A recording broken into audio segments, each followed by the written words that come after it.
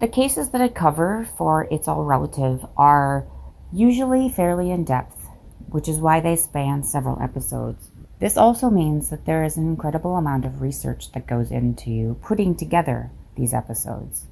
Ultimately, this means that the next case may not be able to be presented on a weekly basis. But I don't want to keep you guys hanging, so I'm introducing some mini-sodes. I recently realized I was being treated like an NPC in my own life, and I felt that not only was that an insult to me, nobody should be treated like that. Introducing It's All Relative, the NPC edition. The cases I will be covering in these NPC episodes are cases in which the victim was treated like an NPC. For you non-gamers out there, an NPC stands for non-playing character. That is a bot. This bot is controlled by the computer. It is programmed to do certain things to move the story along. You cannot fully interact with an NPC in a game. A lot of gamers find it funny to walk through an NPC, kick an NPC, hit an NPC, and just see what they can do to it because there are no consequences. It doesn't change the game. The NPC edition of IAR will discuss people who have been treated as if they were NPCs. Whoever committed a crime against them treated them as if they didn't matter to anyone and could be bashed, kicked, walked through, and stomped on without any repercussions whatsoever. All of these cases are unsolved, and to this point, that means that the perpetrator's treatment of them as an NPC can be seen as valid, particularly for those cases that have gone cold. But it's not valid, and I want to throw that in their face. And to kick this off, here is Not Enough of the Killers and the Pet Shop Boys together at Glastonbury.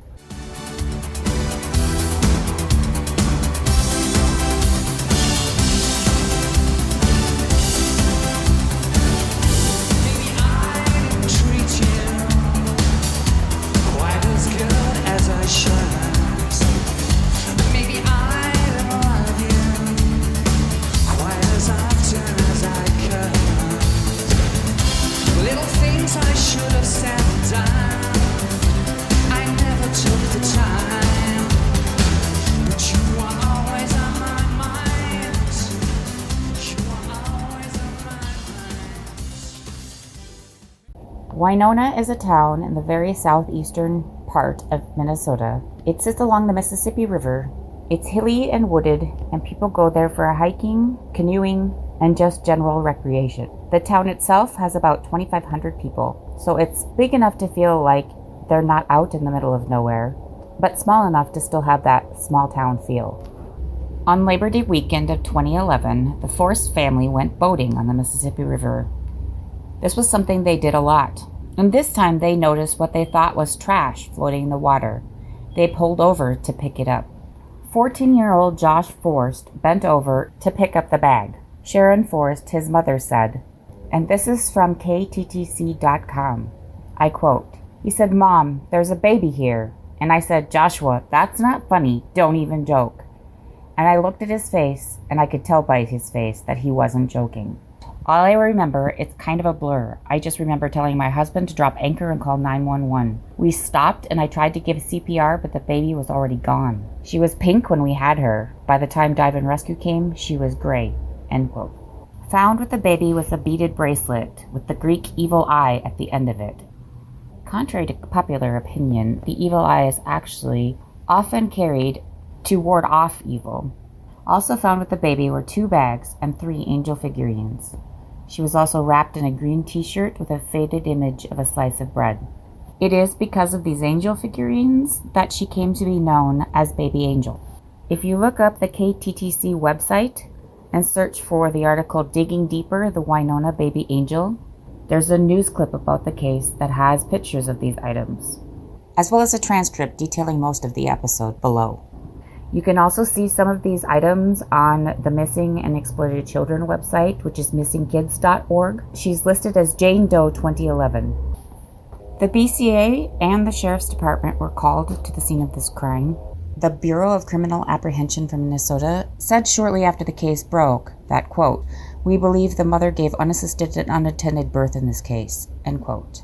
After 10 years, there had been no leads, but one thing that had advanced throughout the years was the science of DNA, and the Winona County Sheriff's Department put baby Angel's DNA into the forensic genealogical process just last year.